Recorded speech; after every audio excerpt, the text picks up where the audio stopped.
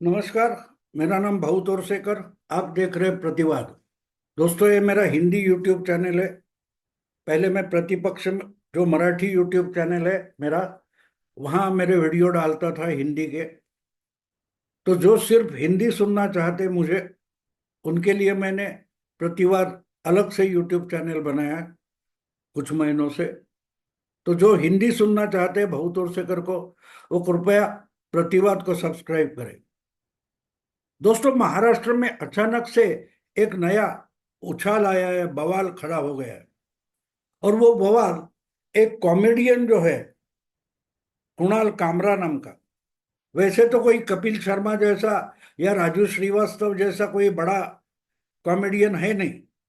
उसने क्या कॉमेडी की, उससे बड़ा उसकी ट्रेजेडी ज्यादा है।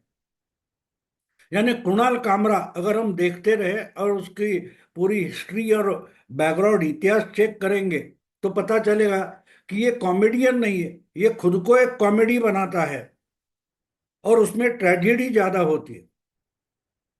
तो अचानक से ये एक अमराठी इंसान या कॉमेडियन महाराष्ट्र की राजनीति में उछाल कैसे ला सकता है, ऐसा सवाल बहुत सारे लोगों के सामने खड़ा है। जो खबर चल रही है कुणाल कामरा के नाम पर, वो तो नेशनल न्यूज हो गई। और नेशनल न्यूज हो इसी कारण से शायद ये सब हुआ है। वैसे देखो तो कॉमेडियन है, राजनीति में थोड़ा बहुत इधर उधर मजाक करने के लिए चलता है। लेकिन जिस ढंग से कुणाल कामरा कुछ सालों से पॉपुलैरिटी अर्ज कर रहा है, साथ ला रहा है, तो उसकी पॉपुलैरिटी कंट्रोवर्सी से आ रही है, विवाद से आ रही है। किसी ना किसी पॉलिटिकल ग्रुप का मजाक उड़ाना और उससे पॉपुलैरिटी हासिल करना, यानी किसी भी तरीके से किसी को छेड़ना और जूते खाकर पब्लिसिटी अर्जित करना, ये इसके कॉमेडी का एक तरीका रहा है। और बार बार ये तो उसने भी शायद छुपाया नहीं है, वो मोदी को बिल्कुल पसंद नहीं करता। देश के जो प्रधानमंत्री है नरेंद्र मोदी, इनको कुणाल कामरा बिल्कुल पसंद नहीं करता। और सिर्फ इसीलिए कुछ भी इधर उधर की बात निकालकर मोदी हो या बीजेपी को, उनको टारगेट करना वो चालू रखता है। तो बात ये है कि अभी इसने पहली बार डायरेक्टली बीजेपी को नहीं, तो बीजेपी के महाराष्ट्र में जो साथी है एकनाथ शिंदे, जो पिछले चुनाव के पहले राज्य के मुख्यमंत्री थे और अब उप मुख्यमंत्री बन गए, तो उनको उसने टारगेट किया है। और उसकी जरूरत भी नहीं थी, क्योंकि अभी कोई चुनाव है भी नहीं। हाँ, एक बीएमसी का चुनाव है जो हम बड़ा चुनाव बोल सकते हैं। बीजेपी यानी बीएमसी छोड़ी तो महाराष्ट्र में ऐसा कोई बड़ा चुनाव नहीं है कि शिंदे के खिलाफ कुणाल कामरा हो या उद्धव ठाकरे हो, उनको कोई राजनीति करने की जरूरत है। क्योंकि लोकसभा और विधानसभा अगले 4 साढ़े 4 साल वो चुनाव होने वाले नहीं है। तो फिर एकनाथ शिंदे को टारगेट करने की क्या जरूरत थी, ये सोचना जरूरी।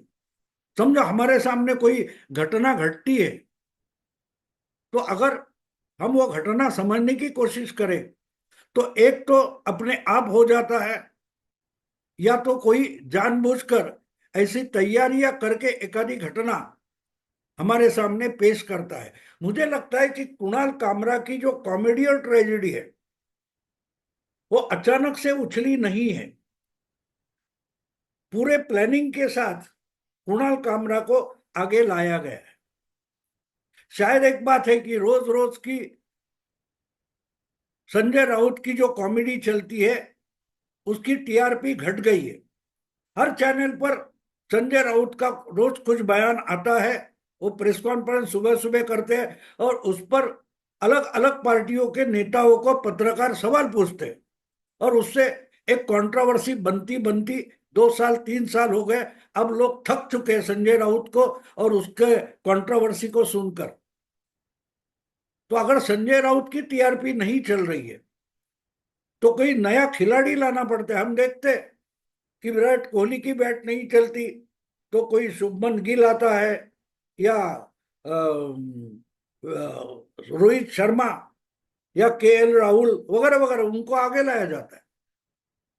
मुझे लगता है कि लोकसभा और विधानसभा चुनाव के बाद जो महाविकास आघाड़ी का और पर्टिकुलरली उद्धव ठाकरे का सुपड़ा साफ हो गया, उसके बाद वो एक ही आशा लगाए बैठे कि कम से कम बीएमसी में अपनी सत्ता कायम रहे, क्योंकि मुख्यमंत्री होने निकले थे और बुरी तरह से पार्टी ही गवा बैठे।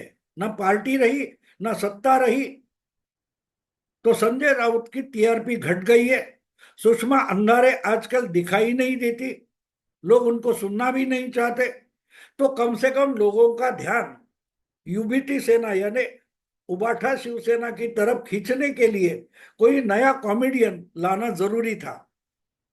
तो शायद इसलिए मुझे लगता है कि उद्धव ठाकरे या उनकी पार्टी या महाविकास आघाड़ी ने जानबूझकर इस कुणाल कामरा को सामने लाया है। और उसका और एक भी कारण है, एक कारण और है। एक बात होती है, अगर कोई बड़ा दर्द होता है, बड़ा दर्द होता है तो उसको दबाने के लिए और बड़ा दर्द पैदा करना पड़ता है। हम जो क्या बोलते हैं उसको, बाम लगाते हैं, सर दर्द होता है तो विक्स बाम लगाओ या झंडू बाम लगाओ, तो क्या होता है, झंडू बाम हम सर को लगाते इधर उधर लगाते हैं तो जोर शोर से तकलीफ शुरू हो जाती है, दर्द होता है ज्यादा बाहर। तो जो दिमाग में या अंदर दर्द चालू है उसके तरफ से हमारा ध्यान हट जाता है। बिल्कुल यही बात मुझे लगता है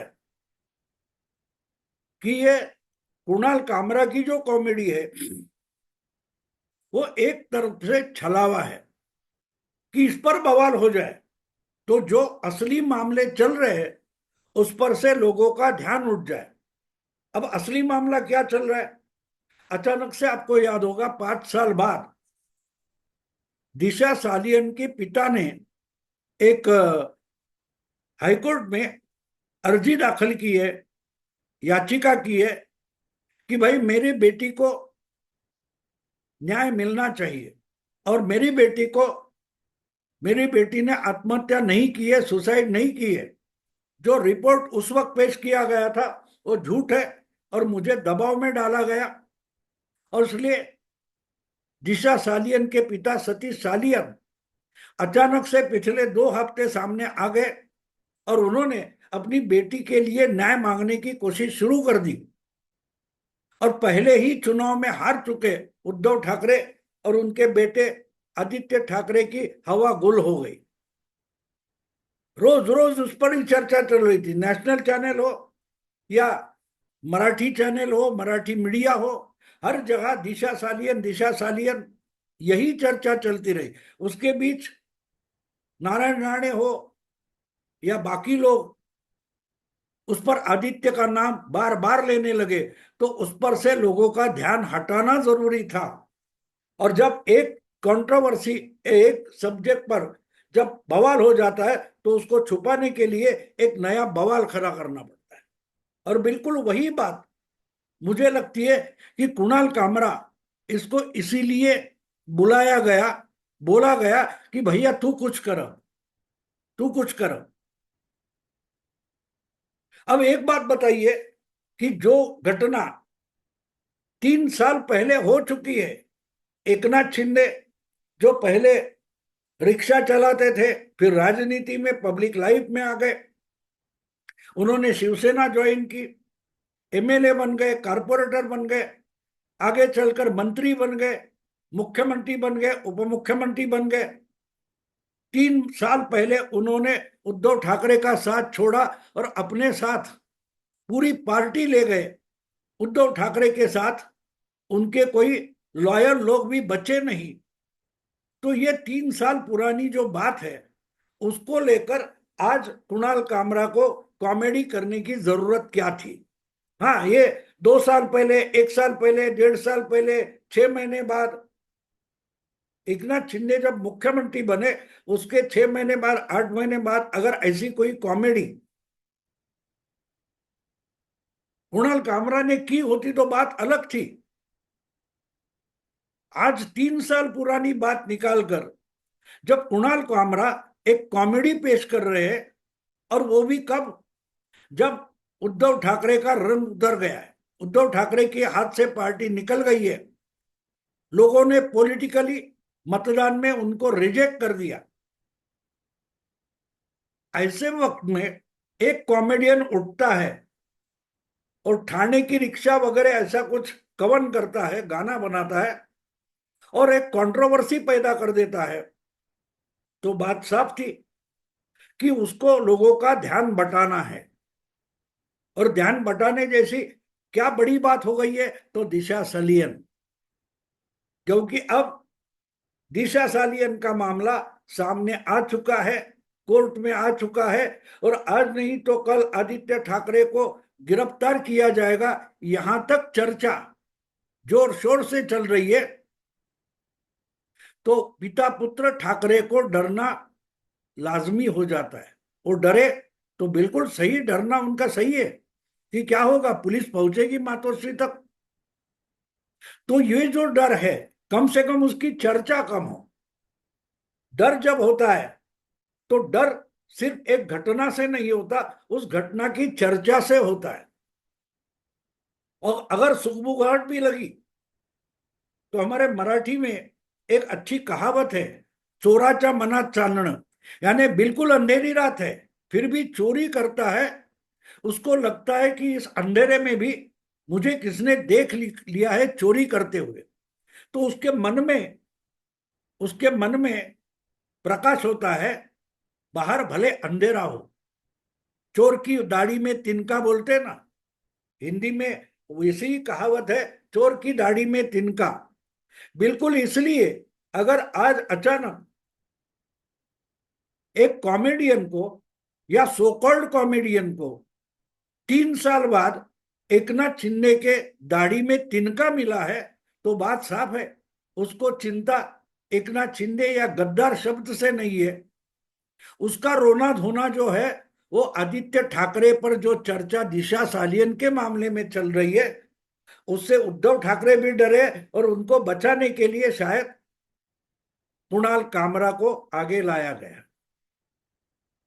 अब ये तो फेमस पॉपुलर इसीलिए है कि वो कॉमेडी से फेमस नहीं है, वो कंट्रोवर्सी पैदा करते हैं, जानबूझकर किसी को भी छेड़ते हैं। कॉलेज में बहुत सारे लड़के होते ना, एक अच्छी बहुत खूबसूरत लड़की को छेड़ने का एक दूसरे को चैलेंज देते, वो उसको छेड़ के दिखा, उसको छेड़ के दिखा। यानी जो लड़की गुस्सैल होती है और खूबसूरत होती है, वो अपने पैर का जूता उठाकर मारेगी। ऐसी जो लड़की होती है उसको ही आगे किया जाता है, जा हिम्मत है तो उसको छेड़ के दिखा। तो ऐसी जो बात होती है, वहां जूते खाने के लिए फेमस लोग हैं, वही वो सुपारी उठाते हैं। कुणाल कामरा उसमें फेमस है, हर जगह से जूता खाना, यही इसकी कॉमेडी है। वो अपनी ट्रेजेडी को कॉमेडी बनाता है। तो इसलिए मैं मानता हूं कि अचानक से कुणाल कामरा सामने नहीं आया है। ये जो कॉमेडी बनी बनाई लगती है, वो ठीक तरीके से एक कारण के लिए बनाई गई और पेश की गई, जिससे एक बवाल खड़ा हो, और उस बवाल में दिशा सालियन और आदित्य ठाकरे का जो मामला उछल रहा है बार बार, वो दबाया जाए, इसके लिए शायद ये किया गया। हाँ, एक बात और है, एक बात और है कि ये कितना भी प्रयास करे, ये दबेगा नहीं। 5 साल के बाद अगर उसने सर उठाया है,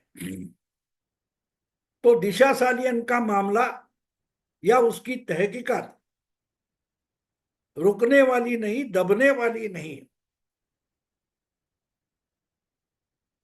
कुणाल कामरा कितनी भी कॉमेडी करे, या खुद को फ्रीडम ऑफ एक्सप्रेशन के योद्धा मानने वाले लोग, लिबरल लोग, कितना भी उसका झूठा झूठा समर्थन करे, दिशा सालियन के मामले में होने वाली तहकीकात रुकने वाली नहीं है।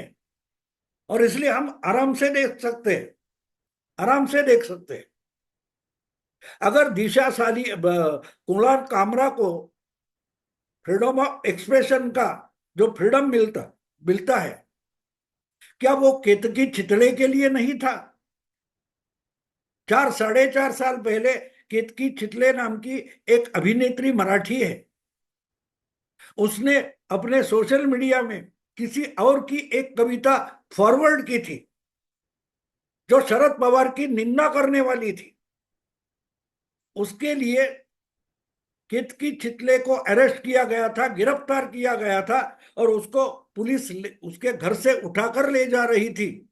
उस वक्त एनसीपी के कार्यकर्ताओं ने केतकी के मुंह पर कालिक पोंछी थी। लेकिन इस कामरा से बड़ी योद्धा केतकी नाम की बच्ची निकली, जिसने कोर्ट में पेश किया गया तो वकील तक नहीं दिया, वो खुद खड़ी हो गई। अपनी पैरवी खुद केतकी चितले ने की थी।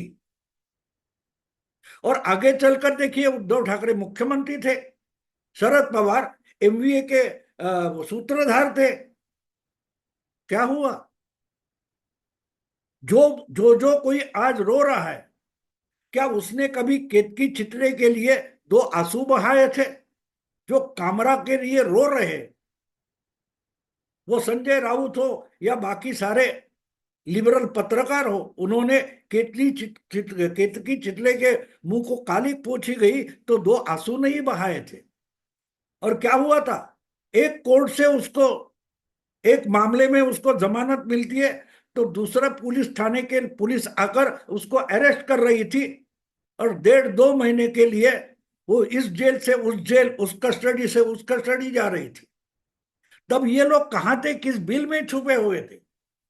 अगर नहीं तो मामला साफ है, ये जानबूझकर किया गया है। जीशा सालियन का जो मामला है, उसकी जो तहकीकात होने की संभावना दिखाई देने लगी है, उसकी दिशा बदलने की कोशिश, यही कुणाल कामरा की कॉमेडी की ट्रेजेडी है। और पूरे लिबरल पत्रकार संपादक जो है, उन सबकी ये ट्रेजेडी है। कॉमेडी करना और जूते खाना, ये कुणाल कामरा का प्रोफेशन है, धंधा है, पेशा है। लेकिन उसके समर्थन में निकले हैं, उनकी तो ट्रेजेडी हो गई। क्योंकि अब सवाल पूछे जाएंगे कि अर्णब गोस्वामी को गिरफ्तार किया गया, तब आप कहां थे? केतकी चितले के मुंह पर काली पोछी गई पुलिस के हाजिरी में, तब आप कहां थे? इस सवाल का जवाब ना इनके पास है, ना उस समय के मुख्यमंत्री उद्धव ठाकरे या उनके बेटे आदित्य ठाकरे के पास है।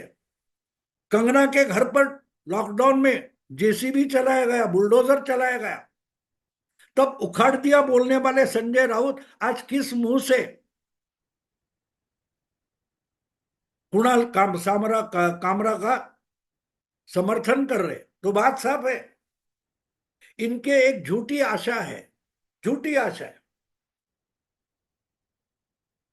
कि शायद इसका बवाल होने के कारण दिशा सालियन और आदित्य मामले में जो विवाद शुरू हो गया है, जो कंट्रोवर्सी शुरू हो गई, जिसकी ज्यादा चर्चा हो रही है, उस पर पर्दा गिर सकता है।